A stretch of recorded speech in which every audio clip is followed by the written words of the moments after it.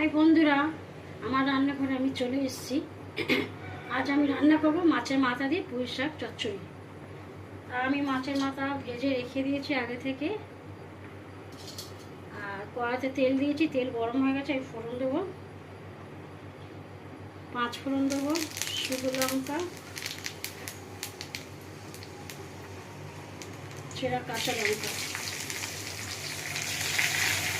এর মধ্যে আছে পুঁই শাক, কুমড়ো, আলু আর টমেটো আমি কেটে ধুয়ে রেখে দিয়েছি। ফোড়নের গন্ধটা বেরাম, ভাজা ভাজা গন্ধটা।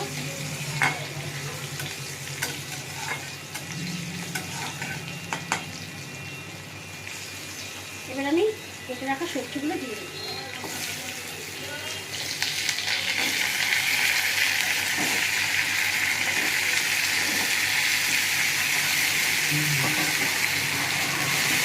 নেড়ে নেবো।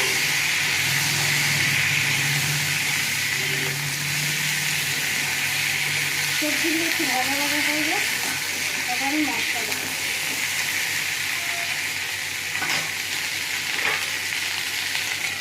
এবার আমি ঢাকাটা খুলবো।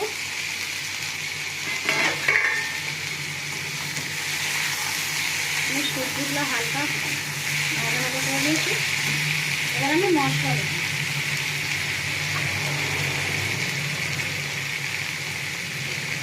লঙ্কা গুঁড়ো,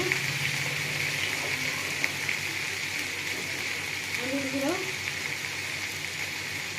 ধনে গুঁড়ো,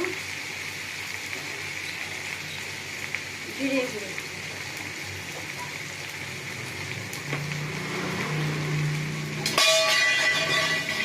একটু নুন দেবো।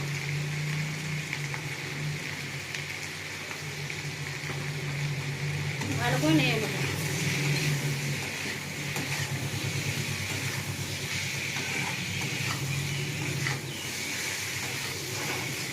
নিয়ে নিচ্ছি। এবার আমি পুঁই শাকের পাতাগুলো দিয়ে দেবো।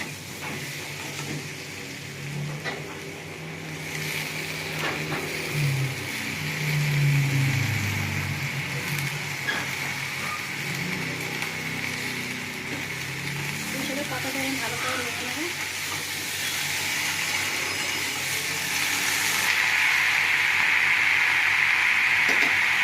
আমি পুঁই শাক পাতা দিয়ে আমি ভালো করে নেড়ে নিয়েছি। এবার আমি অল্প ঢাকা দিয়ে দেবো, তারপরে মাছের মাথা। এবার আমি ঢাকাটা খুলবো। আমি পুঁই শাকটা ভালো করে মশলার সঙ্গে নিয়ে নিয়েছি। এবার আমি মাছের মাথা দেবো।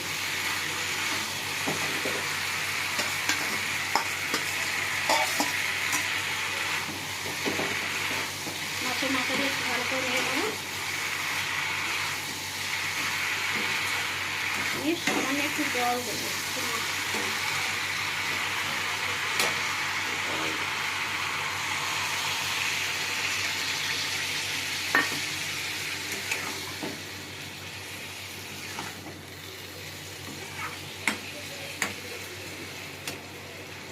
দেওয়ার জন্য একটু ঢাকা দেবো।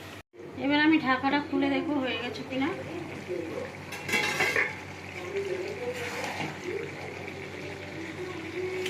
আমার পুঁই শাকের চচ্চড়ি হয়ে গেছে। আমি একটু মাখা মাখা মতন একটু নামাচ্ছি, আপনারা সুন্দর করেও নামাতে পারেন। এবার আমি নামিয়ে নেব। মাছের মাথা দিয়ে পুঁই শাক চচ্চড়ি রেডি।